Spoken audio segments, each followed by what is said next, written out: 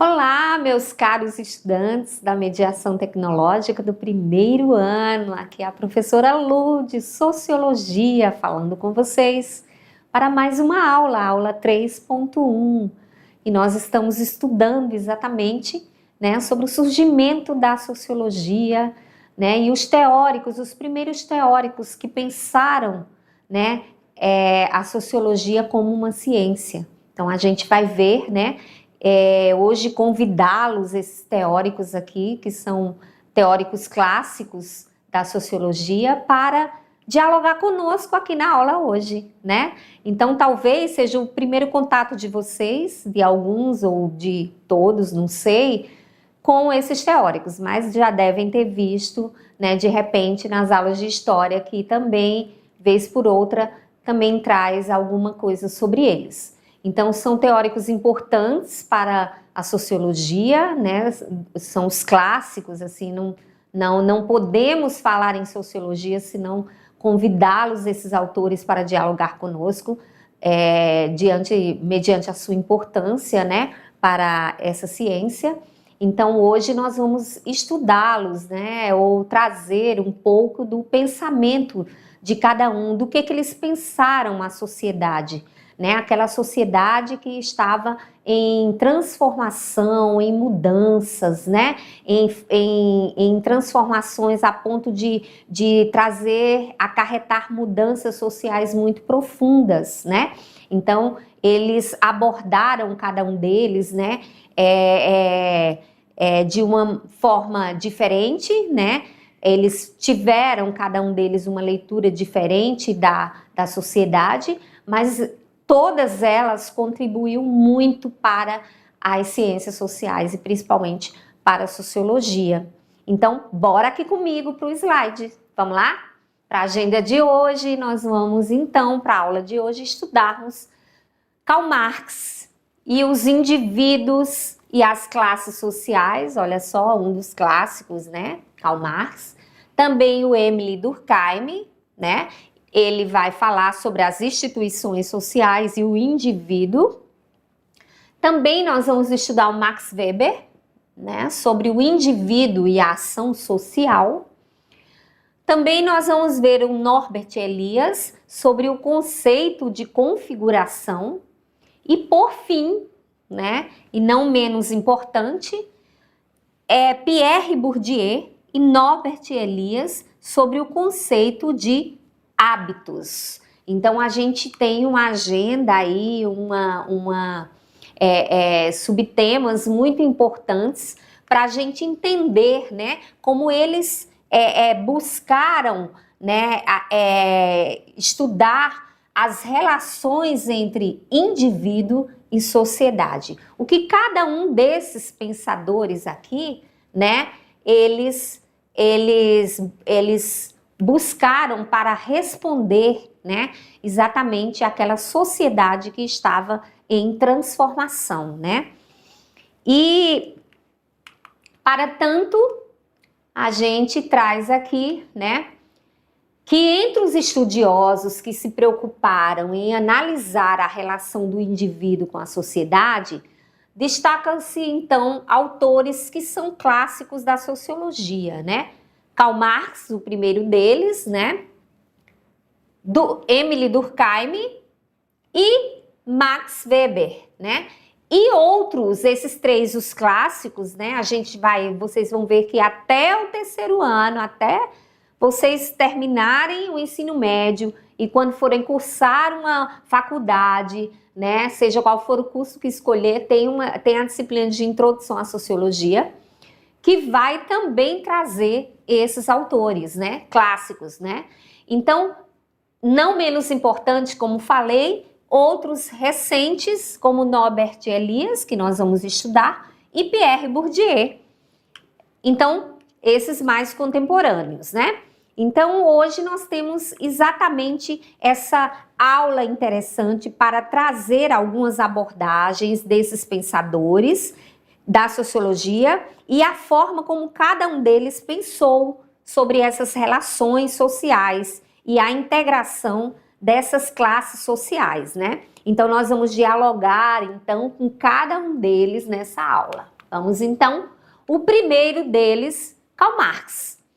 Então, Karl Marx e os indivíduos e as classes sociais, né?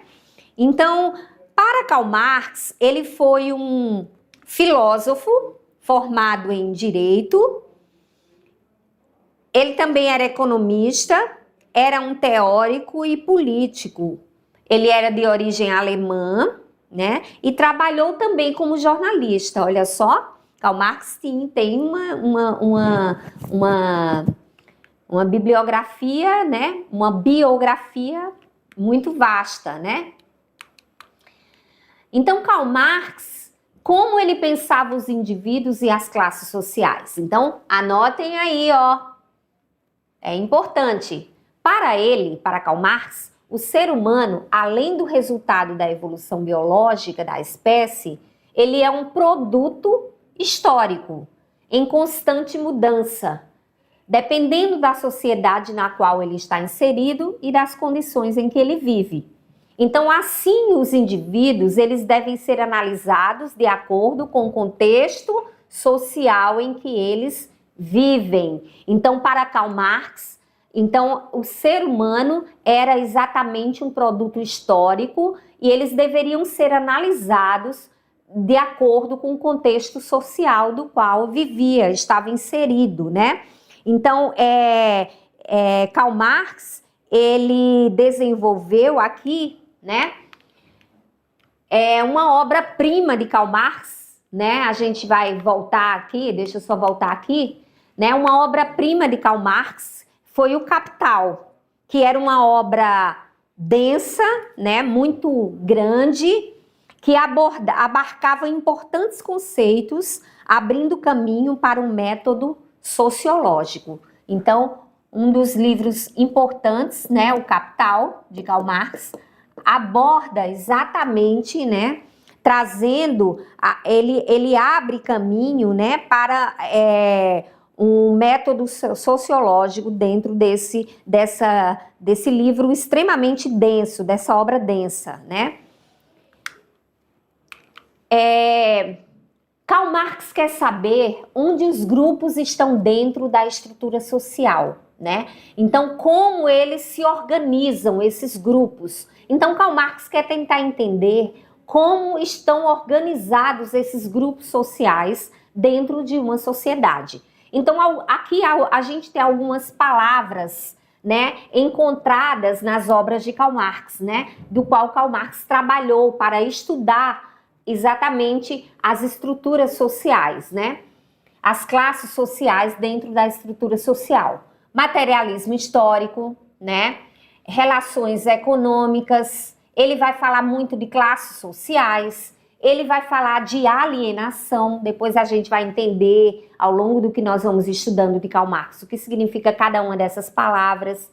Ele vai também tentar buscar entender o que era a ideologia da burguesia, né? Ele trabalhou também com o conceito de fetiche da mercadoria, da palavra mais-valia. Ele também ele fala muito da luta de classes, principalmente das duas classes, para ele considerada classes antagônicas, que é a classe burguesa versus a classe proletária, tá? Então, esse é dono dos meios de produção e esse é o que vende a sua mão de obra. Ele fala também do capitalismo, ele fala também dessa passagem do socialismo para o comunismo através da revolução proletária. Então, são muitas palavras encontradas na obra de Karl Marx, né? E Karl Marx, ele tem uma importância mundial gigantesca, né, no pensamento, principalmente das ciências sociais. Então, ele queria entender exatamente como essa estrutura social, né, esses grupos, onde eles estão inseridos dentro da estrutura da sociedade, né? Vale salientar ainda, voltando aqui em Karl Marx, né? Então, Karl Marx, ele afirmou que a história da sociedade é a história da luta de classes. Olha só, então ele vai trabalhar muito com o conceito de luta de classes, de que existe apenas, segundo ele, na sociedade, duas classes que são classes opostas, né? Uma que oprime e a outra que é oprimida. Então, ele desenvolveu, Karl Marx, ele desenvolveu um método que denominou de materialismo histórico dialético, que era baseado na análise social e histórica, histórica da luta de classes. Então, olha só a importância que Karl Marx teve, né? Então, para Karl Marx, a dialética, ela seria, nesse caso, a expressão da mudança radical na sociedade a partir de elementos práticos, baseado na igualdade socialista, tá? Então, o livro Capital, de Karl Marx, como eu falei aqui no slide passado, fala exatamente dessa obra que aprofundou sua análise crítica ao sistema capitalista. Então, todo o tempo, Karl Marx ele vai ser considerado como um crítico do capitalismo, tá? Daqui a pouquinho a gente vai falar mais um pouco sobre ele. Vamos passar aqui para Émile Durkheim e as instituições e o indivíduo, né? Então, Émile Durkheim, é bom a gente entender aqui que Émile Durkheim, né, por que alguns autores vão dizer que Émile Durkheim, alguns autores mais contemporâneos, vão dizer que ele veio primeiro que Karl Marx, né? Muito embora Karl Marx tenha nascido primeiro, né? Durkheim nasceu depois. Mas por que ele vem primeiro? Porque a afirmação para alguns autores, Durkheim veio primeiro que Karl Marx, porque é baseada na contribuição dele para o desenvolvimento do método sociológico e da sociologia como uma ciência. Durkheim, na verdade, ele introduziu a sociologia nos currículos acadêmicos. Então, ele foi aquele que introduziu, né? Então, ele introduziu a sociologia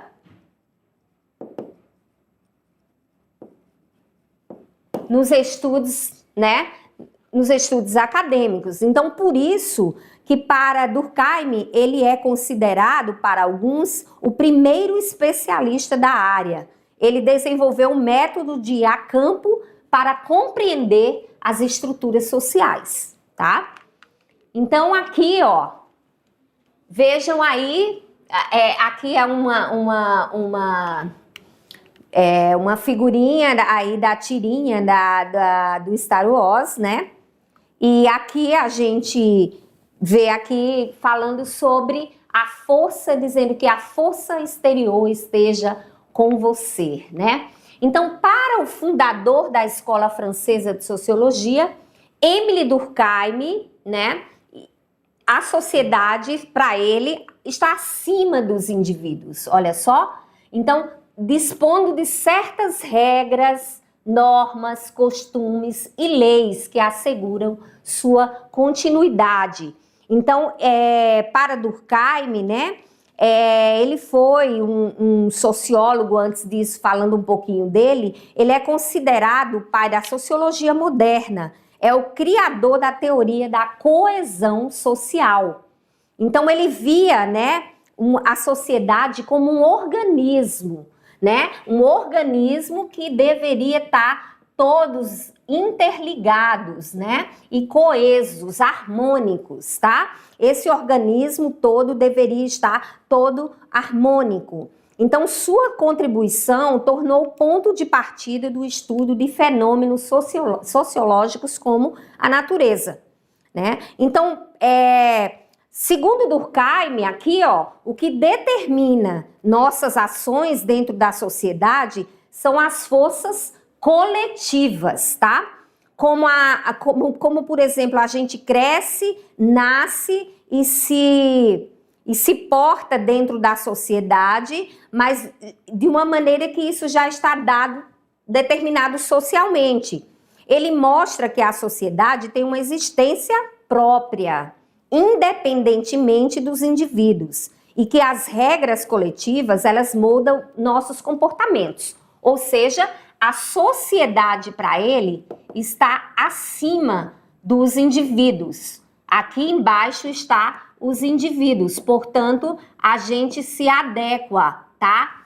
A gente se adequa a esse meio social. Então, o que a gente pode entender aqui, que para Karl Marx, para Durkheim, a ação individual só pode ser entendida a partir das forças coletivas que determinam, tá? Então, primeiro vem a sociedade, depois vem os indivíduos, tá? Essas regras e leis independem do indivíduo e elas pairam sobre todos, formando uma consciência coletiva que dá o sentido de integração entre os membros da sociedade. Então, todos, segundo ele, como eu falei, devem estar, os membros todos integrados, né? Se alguma coisa aqui sai do controle, acontece alguma crise, foge do controle, então esse todo integrado aqui, ele acaba, né, havendo o que ele chama de uma doença social. Então, quando algum membro desse, né, alguma instituição dessa, por exemplo, não está de acordo com o todo da sociedade, com todo o organismo, há uma desintegração social. E isso não é bom para Durkheim, né? Então, por exemplo, quando a gente fala de Durkheim, a gente pensa o seguinte, né? Para Durkheim, a ação exatamente do individual, ela só pode ser entendida a partir das forças coletivas. Então, formando, uma consciência coletiva e não uma consciência individual, tá? Então, as regras, quando a gente nasce, por exemplo, as regras, elas já estão ali para serem cumpridas. Então, a gente nasce e se adequa à sociedade da qual a gente vai viver, tá? Então, a sociedade, então, ela está acima dos indivíduos. Então, por exemplo, aqui, ó, mãe, eu quero essa tirinha aqui, né, da filosofia hoje. Diz o seguinte, mãe, quero fazer uma mecha verde no cabelo. Aí a mãe, pra quê? Aí ela, é para expressar a minha individualidade. Aí depois ela fala, e tá todo mundo fazendo. Olha só. Então, para Durkheim, né, isso aqui expressa exatamente o seguinte, que o importante é essa consciência coletiva, é o todo que importa, e não o indivíduo sozinho, tá? Então, a individualidade aqui, basicamente, ela está abaixo da sociedade. A sociedade, as normas sociais, os fatos sociais, eles já existem quando o indivíduo nasce. A família, por exemplo, a escola, o sistema judiciário e o Estado são exemplos de instituições que congregam os elementos essenciais da sociedade, dando-lhe o quê? Sustentação e garantindo-lhe a permanência, tá? Durkheim, ele dava muita importância às instituições, que definia a sociologia como a ciência da gênese e do funcionamento das instituições sociais, né? Então, quando a gente fala em Durkheim, a gente lembra exatamente que a sua contribuição exatamente foi o ponto importante para se estudar os fenômenos sociológicos e a estudar as instituições, que elas trazem elementos importantes dentro da sociedade. E isso, todos esses elementos aqui, todas essas instituições, e principalmente a instituição familiar, ela tem que andar, né? Todos têm que andarem harmonicamente, de forma que ele chama de coesa, né, de forma harmônica. Se alguma dessas, por acaso, se desestrutura, se alguma dessas instituições faz alguma coisa errada, né, e acaba enveredando para um lado errado, isso faz com que toda a sociedade ela entre em desarmonia. Então, para Durkheim, o importante é que haja essa coesão, né, do qual ele chama de coesão social. Então, todas as nossas, a importância de se ter essa coesão, essa harmonia social, ela parte, inclusive, a família, né? É uma instituição onde se a gente tem uma família, digamos assim, uma família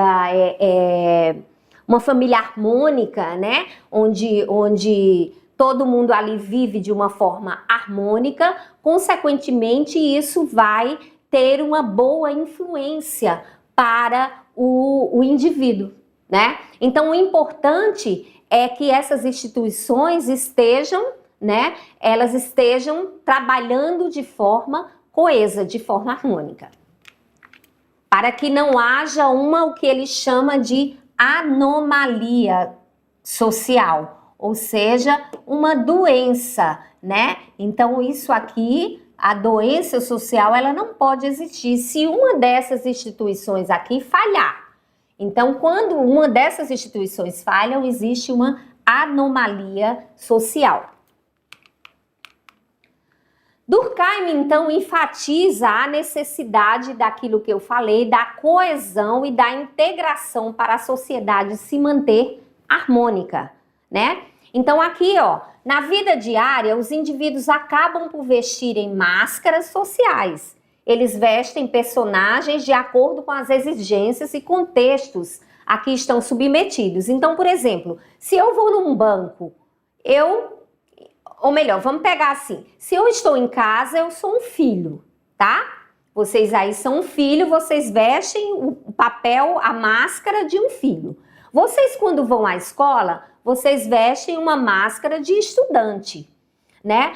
E se eu for num banco, eu vou vestir uma máscara de alguém, de um indivíduo que vai precisar da instituição bancária, certo? Então, ele diz que para onde a gente vai dentro da sociedade, né? Nós temos máscaras sociais que nós nos vestimos de acordo com o que é exigido dentro dessa sociedade.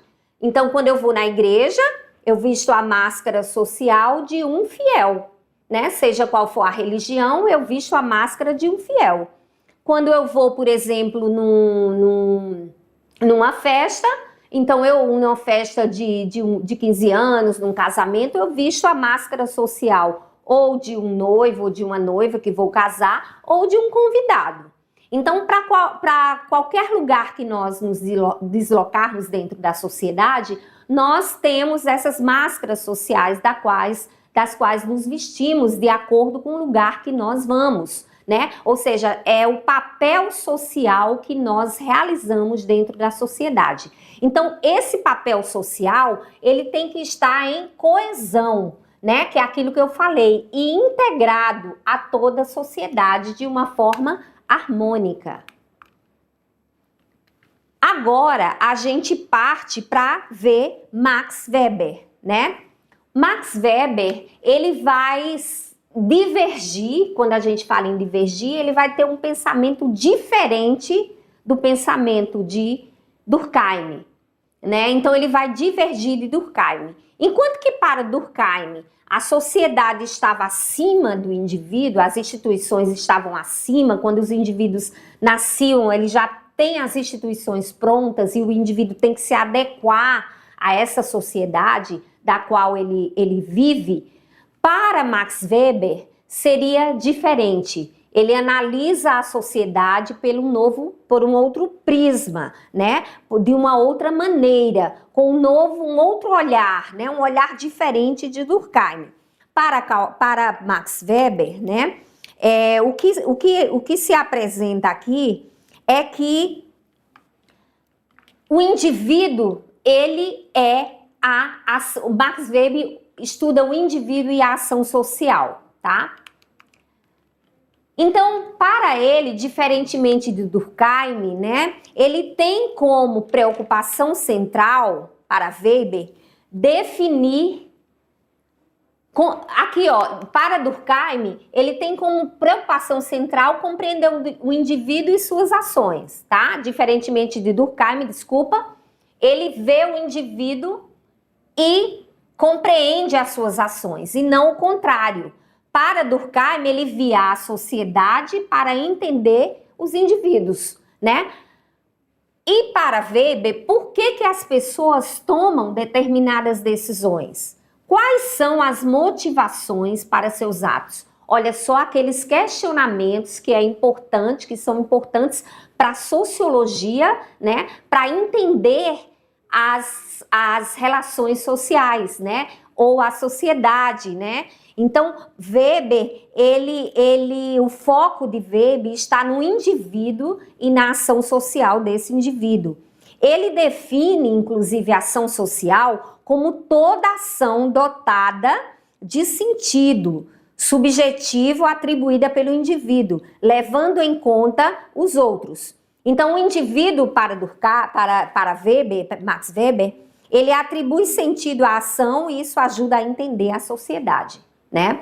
Então, por exemplo, por que as pessoas tomam determinadas decisões? É uma pergunta que ele faz aqui, né?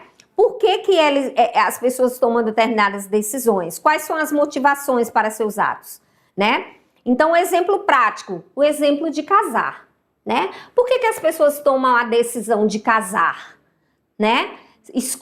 Fazem essas escolhas de casar. Então, Weber perguntaria, por exemplo, por que esse indivíduo decidiu casar? Então, vamos botar aqui a questão do indivíduo querer se casar, né? Então, Weber iria perguntar por que esse indivíduo resolveu casar? Poderia ser por amor? Será que ele está se casando por amor, por status, por tradição familiar? Porque todo mundo na família tem que casar e ele também vai ter que casar porque a família assim quer, né? Ou poderia ser também por um interesse, né? O que orienta a ação desse indivíduo que quer casar? Então, essa é a pergunta que Max Weber faz, né? Então, quando a gente pensa em Weber, né? Em explicar o pensamento de Weber, então, segundo Weber, a sociedade, ela existe concretamente, mas ela não é algo externo e ela não está acima das pessoas. Olha só a grande diferença de Max Weber aí da de Durkheim, né? Que dizia, né, para Durkheim, a sociedade estava acima do indivíduo. E então, para Weber, né, o conjunto das ações dos indivíduos relacionando-se reciprocamente, né? Então, o conjunto desses indivíduos, né, é que são importantes para se entender as ações deles, né? Como esses indivíduos se relacionam uns com os outros, né? Quando eu falo em reciprocamente, eu estou falando em se relacionar uns com os outros, né? Então, Weber, por exemplo, né, comparando Durkheim e Weber, por exemplo, quando a gente fala da religião, né? Durkheim, por exemplo, a religião para Durkheim é um fato social coletivo, né? Que garante ordem, que garante solidariedade. O importante é como o ritual une a comunidade ali religiosa. Já para Weber, né, para Max Weber, ele vai dizer que a religião é compreendida a partir do sentido individual dela. Por exemplo, ele analisa como a ética protestante levou indivíduos, né, no período da ética protestante, a enxergar o trabalho como um chamado do qual influenciou o desenvolvimento do capitalismo, né? Então, para resumir aqui e entender o pensamento de Durkheim e Weber, a gente pode dizer o seguinte, que Weber, ele olha de dentro para fora, né? Como o sentido dado pelo indivíduo explica suas ações e, a partir delas, a sociedade. Já para, por exemplo, agimos individualmente, mas com influências externas, né? Então, por exemplo, a gente tem o desejo de casar, né? Eu vou casar, mas a gente casa, é uma escolha individual, mas que tem influências externas da sociedade. Então eu caso porque de repente eu estou sendo cobrada pelas pessoas que vivem na minha casa, minha família, meu grupo de amigos, né? Eu escolho casar, é uma escolha minha, mas ao mesmo tempo eu quero manter a tradição da minha família, então é uma influência externa. Então isso mostra, né, a diferença. Já para Durkheim, ele olha de fora, né? Então a sociedade ela já existe ali para dentro, né? Como a sociedade que molda o indivíduo. Então quando eu nasço, né? No meu nascimento, eu acabo que me adequo à sociedade que já existe. E a gente vai ver um quadrinho comparativo aqui deles para vocês entenderem melhor. Vamos passando aqui que tem muita coisa. Então, o conceito básico para Weber é o da ação social, olha só aquilo que nós falamos. Entendida como o ato de se comunicar, de se relacionar, orientado pelas ações dos outros. A palavra outros pode significar tanto o indivíduo apenas como vários, indeterminados e até desconhecidos, tá? Max Weber também, o indivíduo para ele escolhe condutas e comportamentos, aquilo que eu falei do casamento, lembra? Ele escolhe casar, dependendo da cultura e da sociedade em que ele vive. Ele tem suas escolhas, mas que essas escolhas também são moldadas, de certa forma, ela sofre influências externas da sociedade em que ele vive, tá? Resumindo os três pensadores aí, a relação entre eles, né? Tá um pouquinho embaçado aqui, mas vamos ver. Para Karl Marx, né? Você acha que a forma que as instituições sociais, ele fala especificamente do capitalismo e das sociedades de classes, né? Para Durkheim aqui, ó, as instituições, elas formam o indivíduo, né? Então, a sociedade está acima do indivíduo. E para Max Weber, a sociedade é formada pelas ações sociais, né? Então, são as ações dos indivíduos que formam a sociedade. Então, essa é a grande diferença entre os três pensadores, né? Então, também agora a gente vai falar de dois pensadores contemporâneos, mais contemporâneos do que esses três clássicos que nós vimos aqui, que é falando sobre Norbert Elias. Ele vai falar exatamente sobre o hábitos na vida social. O que é hábitos, professora? Quando eu falo, por exemplo, em hábitos, eu posso dizer, eu tenho o hábito de acordar de manhã cedo e tomar banho, né?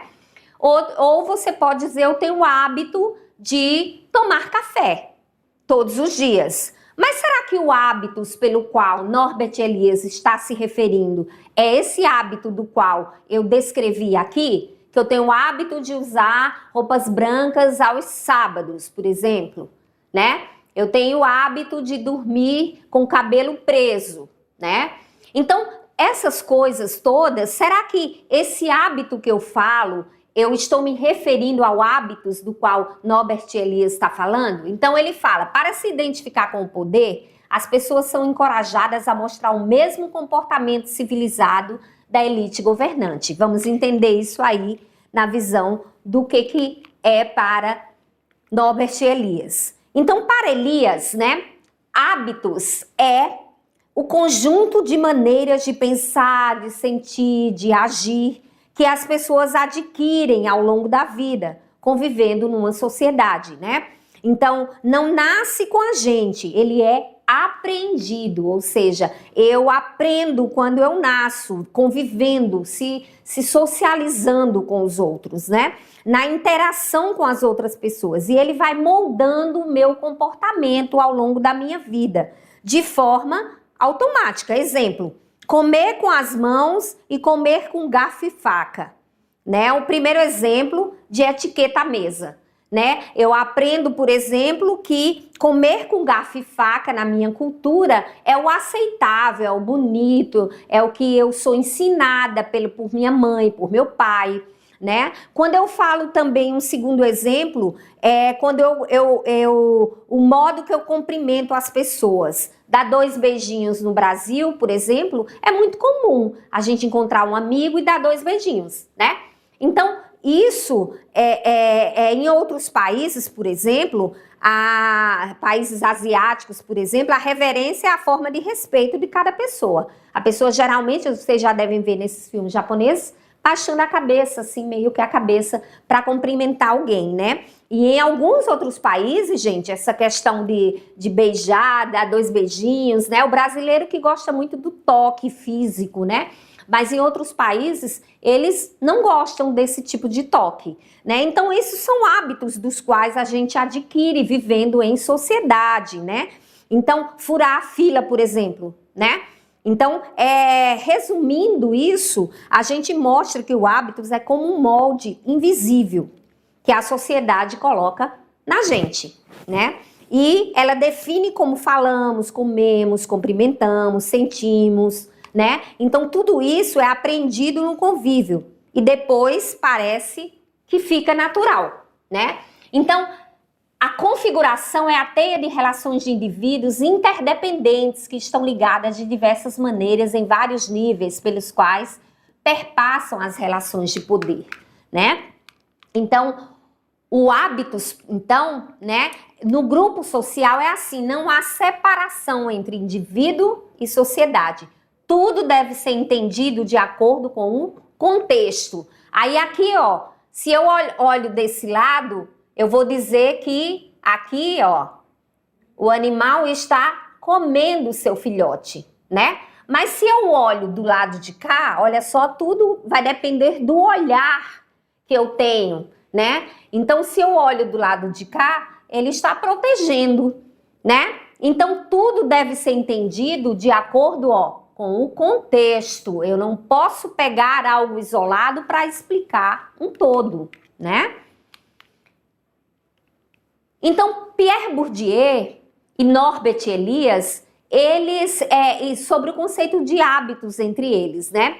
Este conceito, ele estabelece uma ligação entre o pensamento de Elias e o pensamento do francês Pierre Bourdieu, né? Então, o que é hábitos? É aquilo que eu falei, é um conjunto de disposições sociais que a gente internaliza, né? O modo de se comer com garfo e faca, cumprimentar os outros com 2 beijinhos, né? Então, a gente aos poucos vai aprendendo isso em sociedade, quando a gente está na nossa família. A nossa mãe ensina, olha, a criança primeiro ela vai pegando os alimentos com a mão, mas ao longo do tempo que ela vai crescendo, já vai colocando um garfinho para ela comer, uma colherzinha, e a gente vai achando aquilo natural e vai passando para os nossos filhos. Então, isso são hábitos internalizados, que são individualmente, que moldam as nossas percepções, os sentimentos e as ações de uma pessoa. Ele é criado a partir da interação do eu individual com a cultura e das instituições sociais, exatamente isso. A gente, ao longo do tempo, vai aprendendo, a gente não nasce, né? Mas a gente aprende isso. A preocupação de Bourdieu, ao retomar o conceito de hábitos, era a mesma de Elias, ligar indivíduo e sociedade. Para Bourdieu, o hábito se apresenta como social e individual. Ao mesmo tempo, refere-se a um grupo, também a uma classe e também a um indivíduo, né? Então, quando a gente fala em hábitos e fala em Pierre Bourdieu, né? Ele foca no hábitos como produto das condições sociais que moldam gestos, gostos, escolhas, comportamentos, muitas vezes de forma inconsciente, é isso que ele está dizendo, né? Portanto, qual a diferença entre Elias e Bourdieu, né? Então, aqui a gente vai ver que eles diferenciam, né?